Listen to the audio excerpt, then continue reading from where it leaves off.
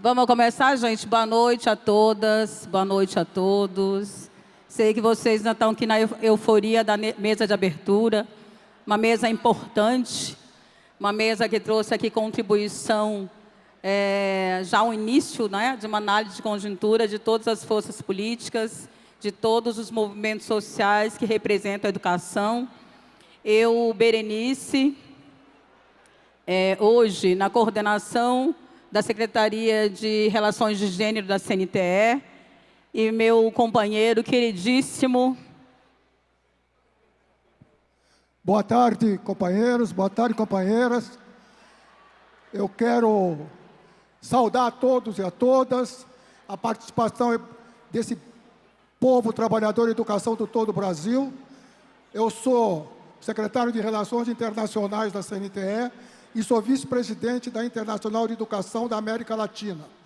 E quero desejar a todos um bom congresso e lembrar que nós temos, para além dessa plenária de abertura, de conjuntura, uma avaliação de conjuntura, nós vamos ter depois, que é muito importante, a votação do regimento do Congresso, que vai ordenar todos os trabalhos dos outros dias do nosso Congresso. Então é importante que todos permaneçam no plenário para participar do debate de votação do regimento. Eu quero, então, começar. Cadê a nossa convidada? Vamos convidar. Convida a professora Ângela. Convidar a professora Ângela Carrato, professora do Departamento de Comunicação da Universidade Federal de Minas Gerais. A professora Ângela, eu vou pedir para você falar o currículo da professora Ângela Berê, que é um currículo que merece todo o nosso respeito. Ângela. A professora Ângela atualmente coordena na UFMG os projetos de ensino e extensão, Estação Liberdade, voltados à crítica ao letramento para a mídia, integra o Conselho Deliberativo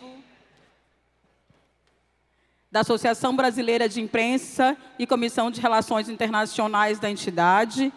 É coautora dos livros Mídia, Docência, Cidadania e Jornal Nacional, um projeto de poder, além de autora do e-book O Avesso da Mídia Brasileira, Golpismo, Desinformação e Mentira, publicada em 24, muito atual, e de diversos artigos sobre mídia e democracia.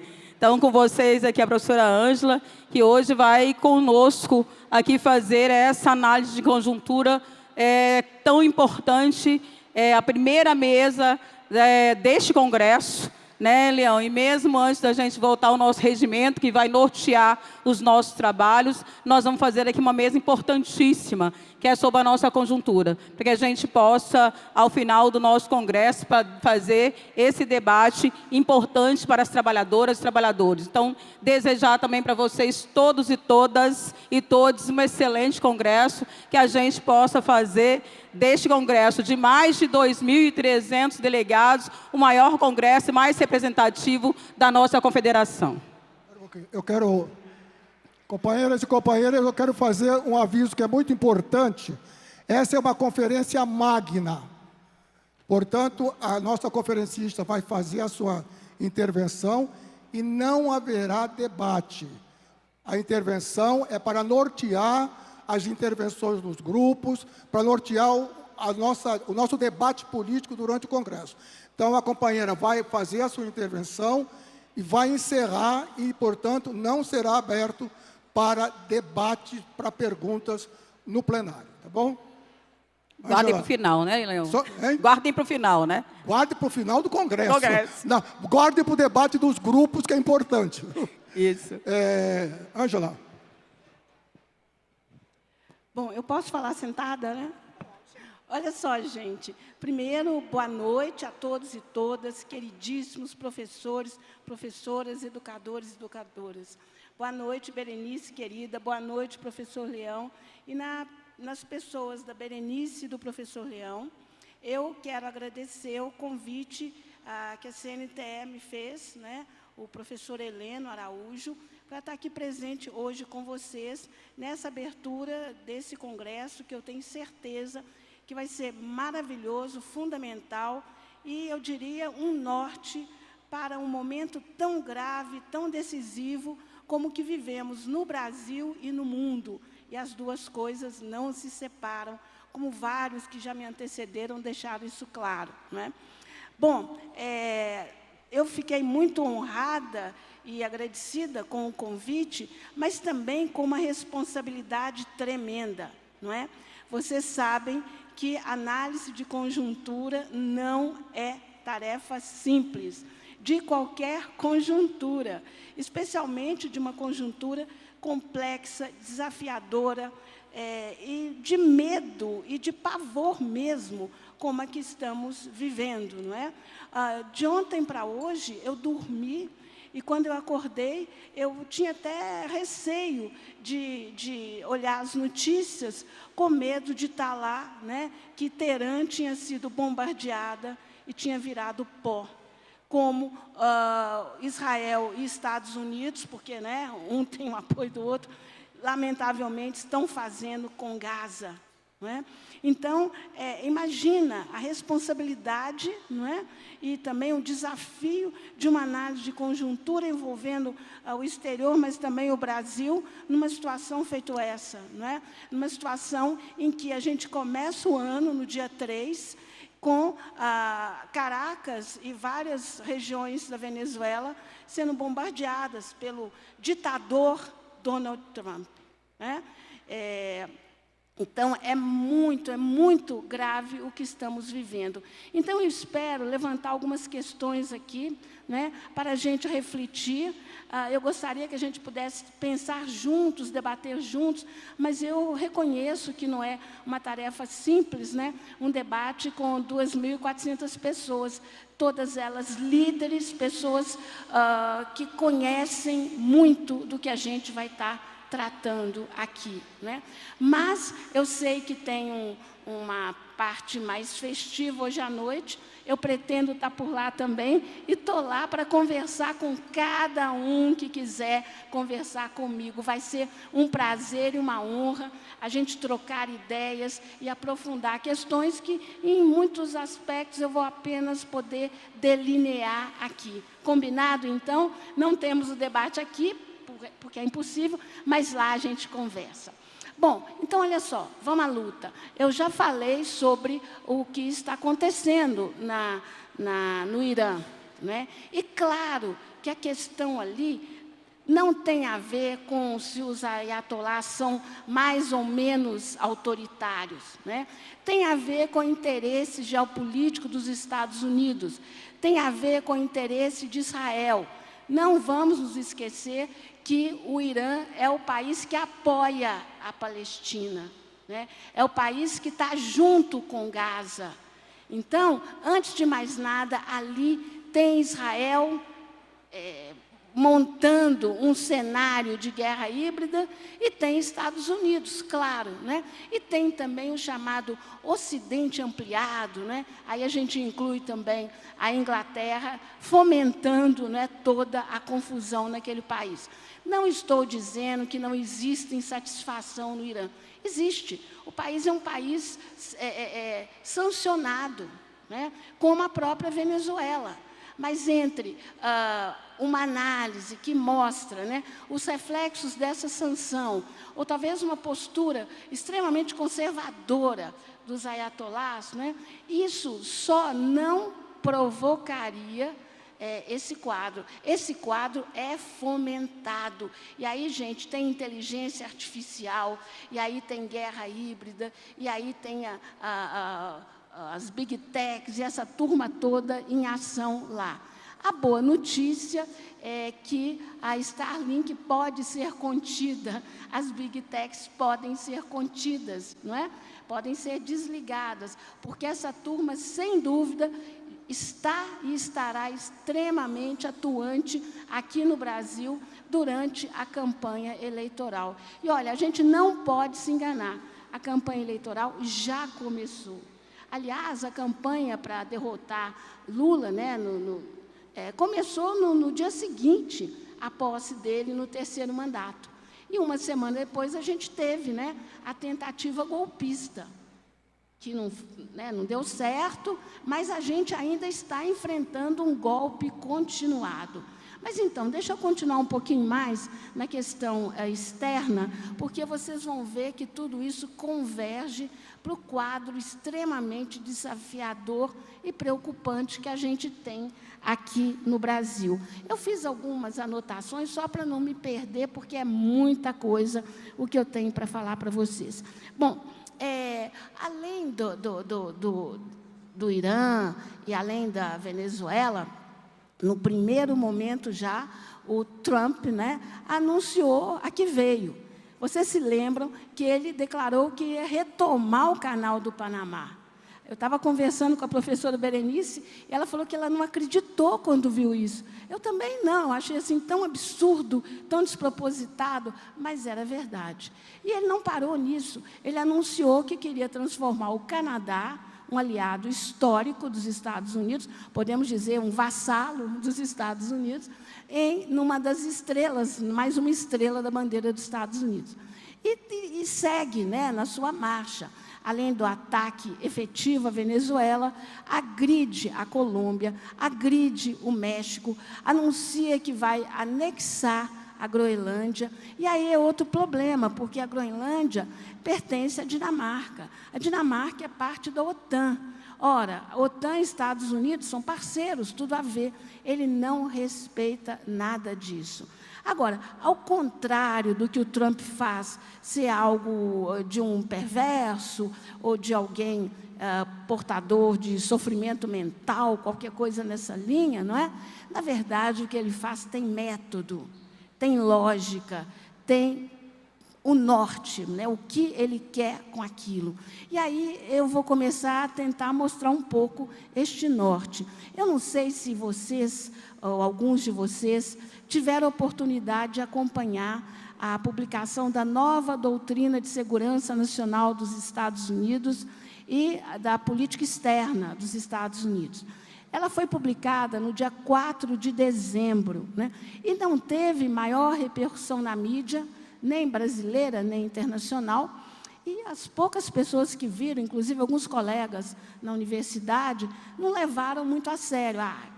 Esse negócio aí é um monte de palavreado aí, meio empolado, uma coisa meio da diplomacia, com algumas pitadas esquisitas, mas não é nada além disso. Gente, ali estava colocado com todas as letras o que o Trump fez, está fazendo e pretende fazer. Está lá. Bom, a primeira coisa que a gente tem que destacar dessa doutrina, né, é que ela coloca com toda a clareza que o inimigo dos Estados Unidos, o inimigo número 1, é a China. Os Estados Unidos, independente de ser um governo democrático ou republicano, eles não aceitam perderem a condição de potência hegemônica no mundo. Quando, no fim da Guerra Fria, né, com a queda da União Soviética, em 1991, eles acreditavam que, finalmente, a história tinha acabado, que o capitalismo prevaleceria e que eles seguiriam mandando para o resto de todos os tempos. Não foi bem assim. Do alto da arrogância deles, eles não perceberam a emergência da China, né, o desenvolvimento da China, a ponto de que a China hoje, para alguns analistas, já é uma potência do mesmo porte dos Estados Unidos, com propostas e maneiras diferentes, né? Alguns dizem, não, ainda falta um pouco, falta especialmente na questão militar. Agora, eu destaco, a China tem uma diferença incrível em relação aos Estados Unidos. Ela tem uma história de mais de 5.000 anos, e eu me dedico a essa história, eu estudo, eu leciono sobre isso também. Ela sempre, né, foi muito fechada. O que significa a palavra China em mandarim? Né? É império do meio, mas é também tudo sob o sol. Então, ela sempre se achou que tinha tudo, que não precisava de nada de fora. Tanto que a abertura da China para os mercados externos foi uma pressão que começa com Marco Polo, né? A China não tinha interesse nisso. E vocês sabem como que a China foi retalhada pelas potências ocidentais até o início do século XX. E só com a Revolução, em 1949, é que ela conseguiu mudar esse rumo. E outra coisa importante na história da China, que eu vejo muita gente dizendo, mas a China é imperialista, qual o sentido que tem trocar o imperialismo por outro, né? No sentido, trocamos o imperialismo estadunidense pelo chinês, vai dar tudo na mesma? Gente, eu não tenho essa visão sobre a China. A China, para vocês terem uma ideia, quem é professor de história aqui deve saber isso até com mais detalhes do que eu, a China, ela fez grandes navegações em todo o mundo. Esteve aqui nas Américas o Zhang He, um navegador chinês por volta de 1400, ao contrário de Portugal, da Espanha, com a construção das suas feitorias, né, marcando seus espaços, dominando, isso aqui é meu e tal. Eles não marcaram nada, eles não queriam dominar nada, eles queriam conhecer. E olha, o Zhang He, ele veio com uma frota que, sabe, Cristóvão Colombo, Cabral era fichinha. Ele veio com milhares de tripulantes e uma frota com 50, 60 embarcações enormes, né? Então, essa é a China, é uma outra visão de mundo, né? Bom, mas, então, o primeiro item da doutrina de segurança nacional do Trump, né, é a China é inimigo, temos que extinguir a China, temos que tirar a China de todos os lugares que ela estiver presente. O segundo ponto dessa doutrina tem a ver com a Rússia. Lá, o Trump tenta fazer uma média, uma demagogia com o Putin, dizendo o seguinte, olha, se você encerrar a guerra na Ucrânia, né, a gente pode ser amigos, podemos ir juntos, etc. Um pouco daquela julgada que o Kissinger fez lá no início dos anos 70, né, separando União Soviética de China, né? Vocês conhecem isso bem na história.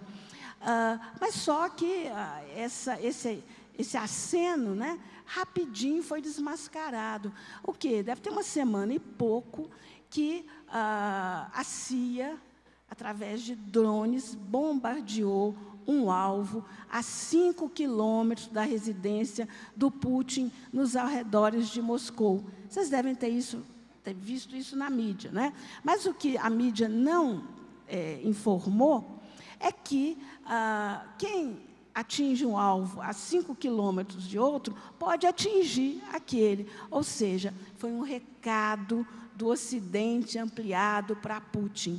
Então, essa conversa, olha, acaba com a guerra na Ucrânia, que a gente vira amigos e parceiros, é conversa fiada. Até porque a gente sabe que, na verdade, a guerra na Ucrânia não é uma guerra da Rússia contra a Ucrânia. É uma guerra por procuração dos Estados Unidos, através da OTAN, contra a Rússia, né? Bom, e aí a gente chega, né, no outro ponto importante dessa doutrina, que é como o Trump e o Estado profundo estadunidense veem a Europa. E aí eu vou repetir um adjetivo que eu gosto muito no Pepe Escobar, um analista de geopolítica muito bacana, vocês devem acompanhá-lo, né? Ele chama a Europa e os líderes europeus de chihuahuas, aqueles cachorrinhos pequenininhos que latem, né, mas que não oferecem o menor perigo, né? Então, a Europa está desprovida de lideranças, está nas mãos da extrema-direita e, lamentavelmente, a esquerda, o campo democrático europeu, está com muitas dificuldades para se reorganizar. Então, o Trump vê a Europa da forma mais desprezível possível, né? Ele acha que pode praticamente desconsiderar aquele continente. E aí, nós chegamos aqui, na América Latina. De um modo geral, essa doutrina de segurança nacional dos Estados Unidos, ela é uma confissão do declínio do Império Americano. A gente sabe que nenhum império declina de um dia para o outro. Seja o Império Romano, seja o Império Inglês, né? O declínio do Império Romano levou 1000 anos. O declínio das potências europeias, envolveram 2 guerras, Primeira e a Segunda Guerra Mundial, né? Então, que os Estados Unidos estão declinando, não resta dúvida. Quanto tempo demora, eu não tenho bola de cristal, mas o declínio já começou. Então, em função disso, eles querem combater a China e eles querem, sobretudo, tirar a China da América Latina. E, com isso, retomar o que eles chamam do seu quintal, né? Do subcontinente que eles consideram deles. E, olha, se a gente for olhar na história, realmente a América Latina foi deles, né? De fato, né? Não de direito, por muito tempo, né? E os Estados Unidos fizeram capeta nessa parte do mundo, né? Golpes de Estado, destruição, imperialismo, tratar os trabalhadores e trabalhadoras das diversas áreas como os verdadeiros escravos. Olha o que as companhias de frutas fizeram, né, nos países da América Central, na própria Colômbia, na Venezuela. Isso está muito bem descrito na literatura, né? Os 100 anos de solidão, do Gabriel Garcia Marques, mostra isso com muita clareza, né? Então, eles querem voltar a ser donos, né, dessa área. Só que o mundo mudou e a gente também. Passadas muitas ditaduras, muito desespero das nossas populações, não é? A gente chegou, né, aí no início do século XX, com uma América Latina que a gente poderia definir, e eu falava disso com muita alegria, como uma América Latina vermelha, uma América Latina, no mínimo, rosa, né? E como isso foi possível? Com a eleição, eu friso, a eleição de Hugo Chávez na Venezuela, de Lula e depois Dilma no Brasil, de Evo Morales na Bolívia, de Rafael Correa no Equador, do casal Kirchner na Argentina, né? do Fernando Lugo no Paraguai, do queridíssimo José Mujica no Uruguai, do Manuel Zelaya em Honduras, sem falar em Cuba, né? Que desde 59 fez uma revolução e desde o início dos anos 60 é embargada pelos Estados Unidos. Então, a gente teve, sim, um momento importantíssimo na América Latina e esse momento indica o caminho para nós. O caminho para nós é: as forças populares precisam estar unidas, precisam ter projetos nacionais específicos, mas também um projeto de integração para a América Latina. E, olha, a gente tinha esse projeto, né? Num primeiro momento, o Mercosul, com todas as suas limitações, depois a Unasul e a CELAC, né? Agora, tudo isso incomodou demais o tio Sam, né? E aí começa o trabalho das guerras híbridas, não é? E o que são as guerras híbridas? São formas de mudar o governo sem usar necessariamente, mas não excluindo os militares, sem usar as características de uma guerra tradicional, tanques, etc., etc., né? E aí, nós começamos a enfrentar essas guerras híbridas. A primeira delas aconteceu em Honduras, com a deposição do Manuel Zelaya. E depois, um por um, desses governos foram sendo atacados através de lawfare, que é o uso da justiça para perseguir adversários políticos, ou o suposto mentiroso combate à corrupção, como aconteceu aqui no Brasil com a farsa da Lava Jato, né? Cujos corruptos, na verdade, eram Moro e Dallagnol, e a turma toda que o cercava. Figuras que, em conluio com o Departamento de Justiça dos Estados Unidos, destruíram a nossa economia, destruíram as nossas grandes empreiteiras, que estavam ganhando concorrência no mundo inteiro. Não só aqui na América Latina, mas ganhava concorrência nos Estados Unidos, na África, na Europa, na própria China. Mas era importante acabar com isso. Era importante essa pecha da corrupção.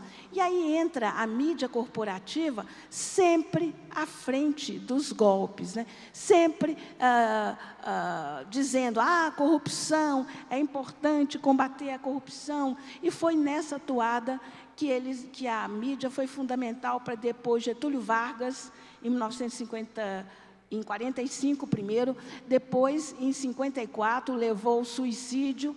A gente sabe pela história como a mídia falava em mar de lama, né? O governo Vargas está sentado sobre o mar de lama. Não. Na verdade, o governo Vargas tinha criado o BNDE, não tinha o S na época, tinha criado a Eletrobras, tinha criado a Petrobras. Foi isso que levou ao suicídio de Vargas.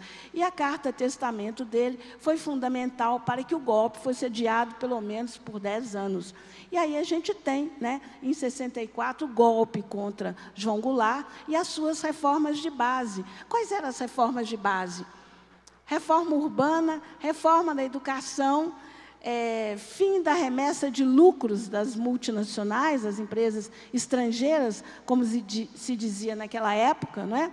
A reforma agrária, né? Tudo isso foi paralisado e tivemos 21 anos de ditadura que começou a acabar num dia feito esse, num 15 de janeiro, lá atrás de um longínquo 1985. Eu estava aqui, gente, eu cobri o Congresso Nacional quando, do Colégio Eleitoral, o Tancredo Neves derrotou o Paulo Maluf, que representava os militares naquela época. Poxa, a gente acreditava que dali para frente as coisas iam ser fáceis, não é? Mas não, veio muita dificuldade e as dificuldades continuam, né? Eu, naquele momento, eu vibrei com a derrota do Maluf no colégio eleitoral, mesmo sabendo que o Tancredo era, no máximo, um liberal, um moderado, mas, para aquela época, já era um avanço, e a gente tinha muito o que fazer pela frente. Mas, olha, e esse muito o que fazer envolveu derrotar aquela onda neoliberal pesada, primeiro com o fantoche da Globo, Fernando Collor, e depois com o Fernando Henrique Cardoso, o sociólogo que pediu para a gente esquecer tudo o que ele escreveu, não é mesmo? E depois, né, eu, de novo, acreditava que as coisas estavam equacionadas, quando eu deixei o Ministério do Desenvolvimento Social e Combate à Fome, no meio de 2010, né, depois de ter trabalhado lá quase 6 anos. Eu coordenei a comunicação do Ministério do Desenvolvimento Social e Combate à Fome, com o ministro Patrus Ananias, no último ano do governo Lula e nos 3 anos e meio do segundo governo Lula, né? Último ano do primeiro e os 3 anos e meio do segundo. Quando eu fui para lá, no último ano do governo Lula, era aquela rebordosa das denúncias do mensalão, mentirosas, né? Não houve mensalão. No plano federal não houve, mas em Minas Gerais, e a turma de Minas Gerais está aqui, eu já vibrei com vocês mais cedo no Fora Zema, não é? Lá teve mensalão, mas esconderam, botaram debaixo... o Joaquim Barbosa sentou em cima do mensalão mineiro e deu sequência só no suposto mensalão petista. Mas, no final do segundo governo Lula, eu estava convencida, agora vai, não tem mais volta. Esse país é outro, não é? Programas sociais, desenvolvimento, prestígio internacional, eleição da Dilma, não tem mais volta. Bom, vocês sabem o que aconteceu, né? De novo, as forças golpistas internas, e aí a gente inclui o parlamento, a maioria esmagadora, a gente inclui o andar de cima, não é? Faria Lima, os militares golpistas, que uma parcela ainda está presente, sim, né? Não desapareceu do mapa, não, né? E a própria mídia, a mídia corporativa brasileira é golpista. E os interesses imperialistas, né, gente? Vamos lembrar que o que está por trás da derrubada da Dilma, desse impeachment mentiroso, que, na verdade, foi um golpe parlamentar, jurídico, midiático e militar? A descoberta do pré-sal. e a tentativa dela de ter uma atuação da Petrobras que revertesse a renda do pré-sal. Para quê? Quais eram as propostas dela? A renda do pré-sal era para a educação e para a saúde. Vocês lembram disso? E para onde que foi a renda do pré-sal e continua indo depois da deposição da Dilma, e que a gente não conseguiu reverter até hoje? Está indo para os financistas internacionais, os fundos BlackRock da vida, que, por Temer e Bolsonaro, se apoderaram da Petrobras, transformaram a nossa maior riqueza, símbolo do nosso orgulho, numa vaca leiteira para os interesses internacionais. Isso não mudou totalmente, não, mudou uma parte pequena. Não conseguimos ainda reverter o fim da BR Distribuidora. Por isso é que o governo não consegue controlar o preço dos combustíveis, mesmo eles saindo muito barato das refinarias. E é por isso também que o governo não consegue enfrentar para valer esses grandes grupos que, por exemplo, privatizaram a Eletrobras. E estão aí, neste momento que eu estou falando, fazendo tudo para criar uma confusão no mercado financeiro brasileiro, não é? E vocês devem estar acompanhando a podridão desse ex-banco Master, né? Mas que deu um prejuízo de 12 bilhões de cara, e tem mais confusão metida nisso. E quem está por trás dessa corrupção do Banco Master? Os de sempre, gente. Golpistas, a extrema-direita, não é? Dá uma olhada nos governadores que aplicaram seus fundos de previdência no Master. O daqui, né? O Ibanez, o daqui, e o do Amapá, isso descaradamente, não é? Mas há suspeitas que os outros governadores de extrema-direita estejam também metidos até o pescoço nisso. Mais ainda, pelo menos 20 municípios brasileiros, todos governados pela extrema-direita, começando pelo PL, aplicaram seus fundos de pensão também nesse banco picareta, hoje ex-banco, né? Foi liquidado extrajudicialmente. No entanto, a mídia corporativa trata, não é, o Vorcaro, o Daniel Vorcaro, como banqueiro, com toda a cerimônia, não é? Quando, na verdade, é mais um corrupto dessa turma. E hoje, com a extinção, né, da REAG, outra pilantragem, né, dessas financeiras, o governo, o Banco Central, né, está de parabéns. E reparem, a mídia, como é que ela trata disso? Ela trata com toda a solenidade, né? Olha, tal. Ou então tenta desviar a conversa, mudar a narrativa, nos confundir, né? Dizendo, mas quem sabe ministros do STF não estão metidos nisso, não tem, a República pode cair se o segredo, né, o sigilo no celular desses empresários for levantado.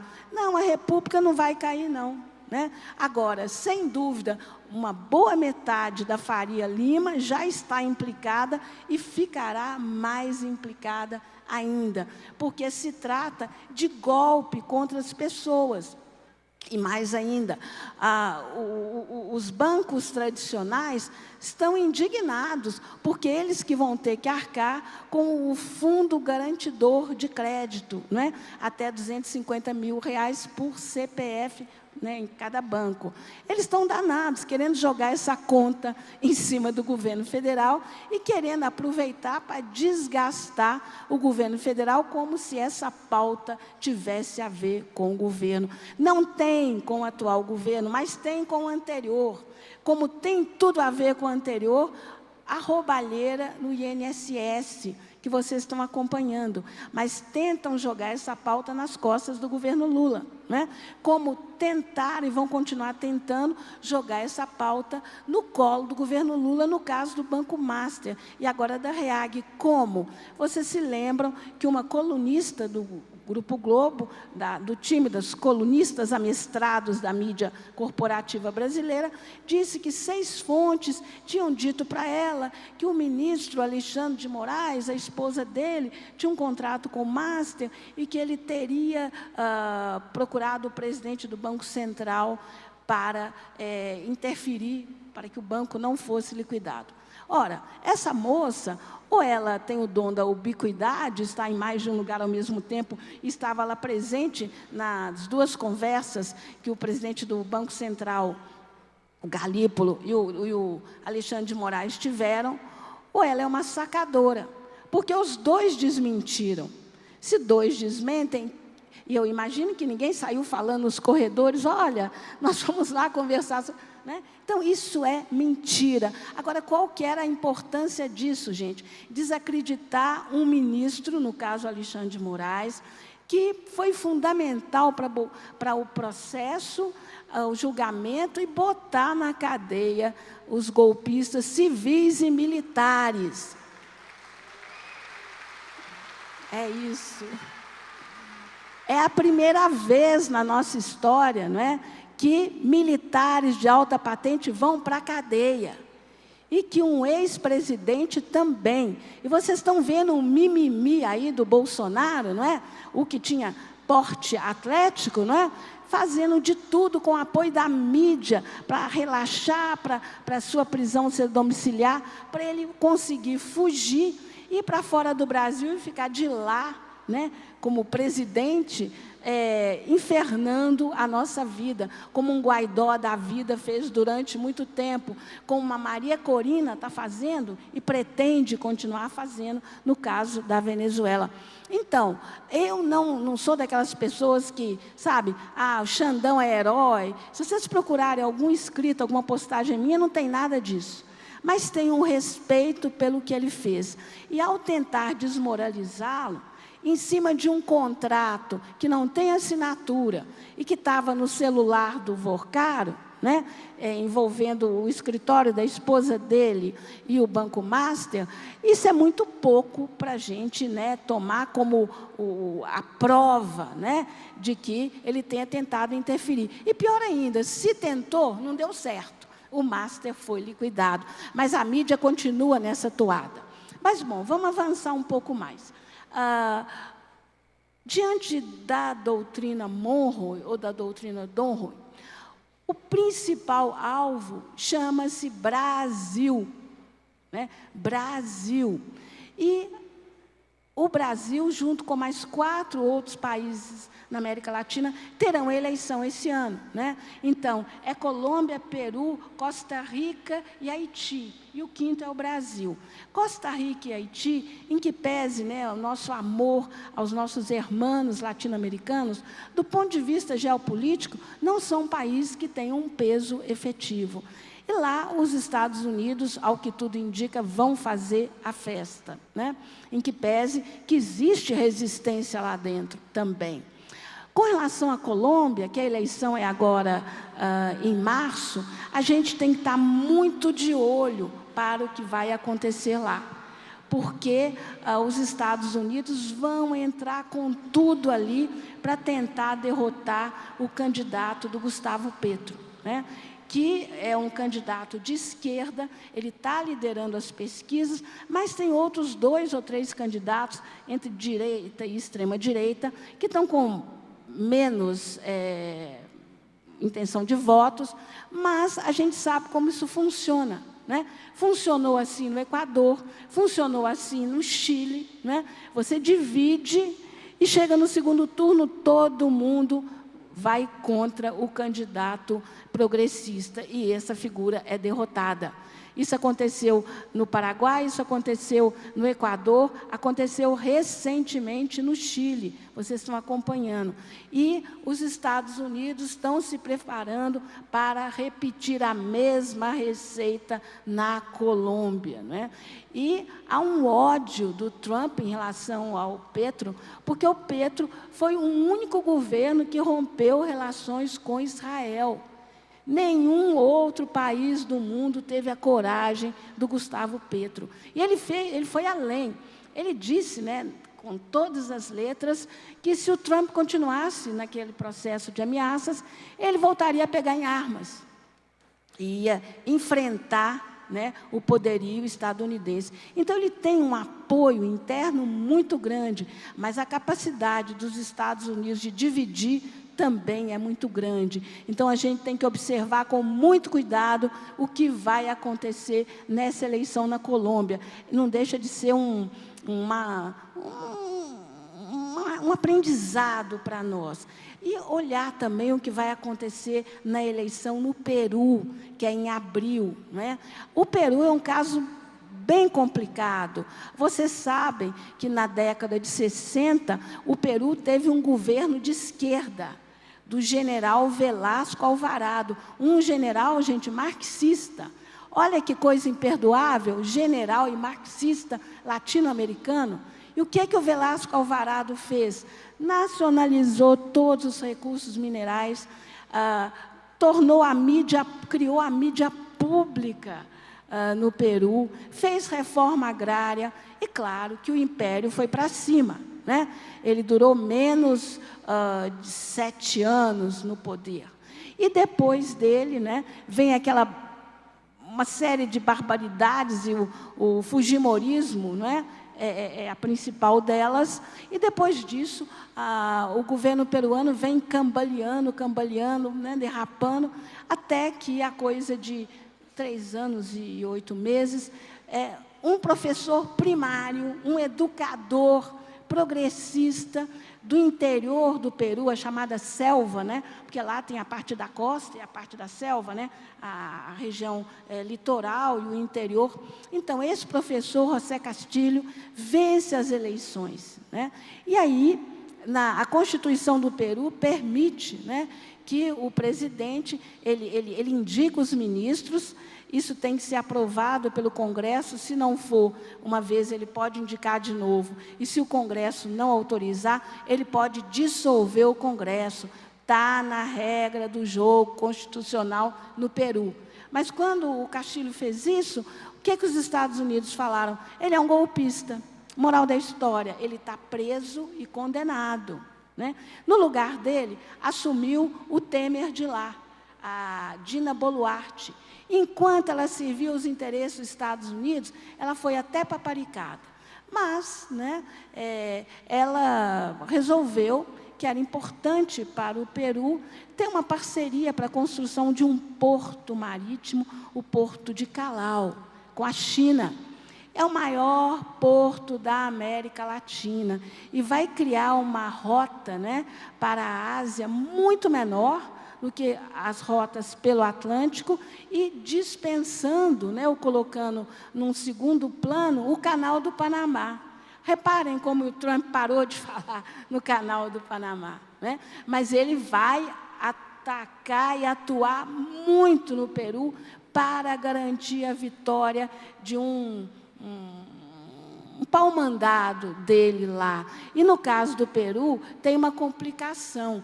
Lá, a pessoa, para ser candidato, não precisa estar afiliada a um partido político. Então, você pode ter candidatos avulsos. Então, vocês imaginam, né, a quantidade de candidatos que pode aparecer e o que essas figuras, né, arrivistas, podem fazer num quadro feito esse. Bom, e aí a gente já está caminhando para o final e chegamos ao Brasil de novo, né? Então, gente, a campanha eleitoral já começou. Na verdade, ela nunca deixou de estar acontecendo, né? A mídia corporativa criminalizou o governo brasileiro desde o primeiro momento em que esse governo assumiu. Não vai fazer nada, não está fazendo nada, não consegue responsabilizar os golpistas, está compactuando com os golpistas. Essa foi a toada do primeiro ano, vocês lembram disso? E sobrava também para o STF. Duvido que eles vão julgar. Ou seja, criaram toda a forma de discórdia. E a mídia repercutia isso com muita competência. Não vai ter prisão para militares, isso é conversa. Bolsonaro não vai ser preso, isso é conversa, né? Bom, 3 anos depois, foram presos, estão presos. E essa mesma mídia está fazendo de tudo para soltá-los, né? Da mesma forma que essa mídia chama de coitadinhos os prisioneiros na Venezuela. Esquecendo que esses prisioneiros lá, muitos deles, foram figuras que participaram das guarimbas. Sabe o que é isso? São atentados terroristas que aconteciam em qualquer lugar, a qualquer momento, com a morte de dezenas de pessoas. E essas figuras, esses terroristas de lá, são também da mesma estirpe dos terroristas daqui. Vocês observaram que a mídia não deu destaque naquele sinistro plano Punhal Verde e Amarelo, que era para assassinar o Lula, o Alckmin e o Alexandre de Moraes? Ela ignorou. Imagina se descobrisse um plano para assassinar o Trump, para assassinar o Milei ou para assassinar o Macron. Imagina o carnaval que essa mídia iria fazer. Mas, no nosso caso, isso foi naturalizado. Isso é muito grave. Mas ainda, essa mídia naturalizou todas as agressões que Bolsonaro fez a todos, à educação, aos educadores, à cultura, aos artistas, à nossa política externa, né? A nossa vida. Ele não estava nem aí para a nossa vida. Morreram 700 pessoas, sendo que pelo menos 300 mil, 700 mil, né? Sendo que pelo menos 300 mil não precisavam ter morrido. Eu tenho certeza que aqui entre nós, né, nessa plateia maravilhosa, tem muita gente que perdeu familiares, que perdeu amigos, por causa dessa delinquência, desse negacionismo envolvendo o Bolsonaro e a relação com a pandemia da Covid-19, não é? Mas isso tudo foi naturalizado, nem se fala mais nisso, não é? Nem se lembra mais disso. E mais, o ministro da Economia do Bolsonaro dizendo que queria colocar uma granada no bolso do servidor público. Vocês lembram disso? Eu não me esqueci, né? A memória é uma das armas que a gente dispõe. Então, essa figura agrediu o servidor público. Bolsonaro não estava nem aí, era uma vergonha alheia nossa, né? Mas, enfim, esse desgoverno acabou. Mas os resultados nefastos estão aí. E muitos deles ainda não foram removidos. Por quê? Porque tem um arcabouço fiscal, gente, né, que começou a vigorar antes do próprio governo Lula, terceiro governo Lula, ser empossado. Vocês devem se lembrar que o governo Lula precisou fazer uma PEC, né, defender uma PEC da transição para ter dinheiro para pagar, para fazer com que, né, o serviço público continuasse, que não tivesse descontinuidade nos programas sociais. Vocês lembram disso, né? E de lá para cá, esse governo tem enfrentado uma oposição de extrema direita no Congresso Nacional. De 513 deputados, apenas 140, com muita boa vontade, né, professor? A gente pode dizer que tem compromissos sociais. A grande maioria não está nem aí. Está lá para defender os seus interesses do agronegócio, da bancada da bala, da bancada da Bíblia, não é? E esse pessoal trava tudo. E agora, não é? Nesse ano que está começando, e que, do ponto de vista parlamentar, vai ser um ano muito curto. Por quê? Porque a gente tem, a partir de junho, a Copa do Mundo, até julho, meados de julho, depois já vem as convenções partidárias e começa a campanha eleitoral propriamente dita. Mas essa campanha já está acontecendo, né? E essa campanha está sendo pautada por um trabalho muito articulado e cuidadoso da mídia, no sentido de nos dividir, né? No sentido de atritar o movimento popular, né? E da gente não estar unido nessa eleição, que é uma eleição definidora para o nosso futuro. Ou a gente vai continuar um projeto de desenvolvimento, de combate às injustiças sociais e um projeto soberano, ou nós vamos virar, de novo, lacaios do tio Sam, com o presidente de plantão, batendo continências para a bandeira dos Estados Unidos e dizendo para Trump, I love you. Vocês lembram disso? Eu não me esqueci. Então, é essa a disputa que se coloca. E é dentro desse quadro que cada um de vocês, e eu me incluo nisso, porque eu sou jornalista, mas eu sou professora também, nós temos um papel fundamental.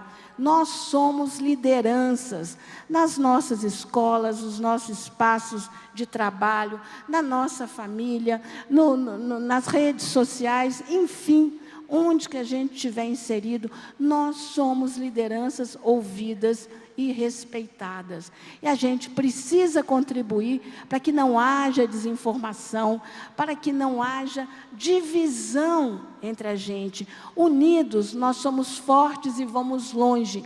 Divididos, nós somos presa fácil. E o que a gente vai ter aqui é um repeteco, a gente só olhar para a Argentina e para o governo Milei, é isso que aguarda o Brasil se essa extrema-direita voltar ao poder. Então, olha, a nossa tarefa é enorme. Os inimigos são muitos, os quinta-colunas internos e os inimigos externos também. Mas a gente tem como vencer.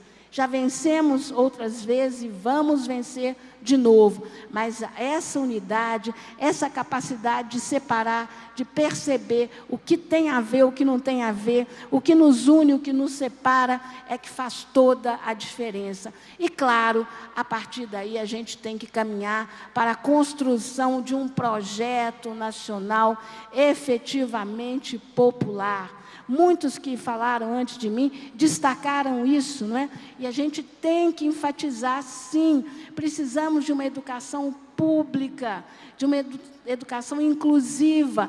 Abaixa essas escolas cívico-militares, isso aí é absurdo. Abaixa situações feito o que eu vejo no meu estado, Zema, destruindo as escolas fisicamente, mas destruindo também os professores, querendo quebrar a coluna dorsal da nossa categoria. Não vamos permitir, gente, não vamos. Então é isso. Fazer análise de conjuntura é algo desafiador. Num momento terrível como esse, é mais desafiador ainda. Então, eu quis trazer alguns pontos, né, para que a gente reflita sobre eles e, sobretudo, olho vivo na mídia. A mídia corporativa é inimiga do Brasil, a capital que ela respeita é o Washington, não é a nossa querida Brasília. É isso, gente. Beijo, valeu.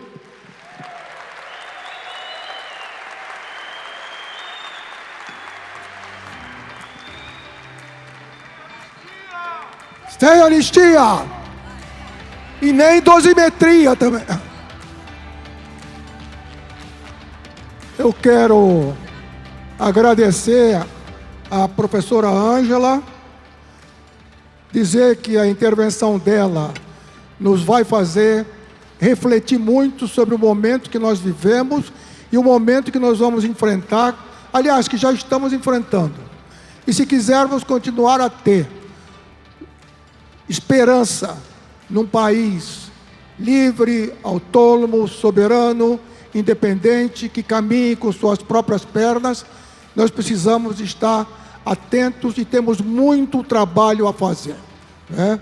Então, professora Ângela, quero aproveitar a oportunidade. Berê, se você quiser também se despedir da professora. Professora, você vai entregar a lembrancinha dela? Só para dizer que a professora Ângela tem um pé em Brasília, né? Fez o mestrado e doutorado aqui na Universidade de Brasília. Então, ela conhece um pouco da nossa história aqui de Brasília. Tem a ver com a... Olha, Brasília é minha segunda terra.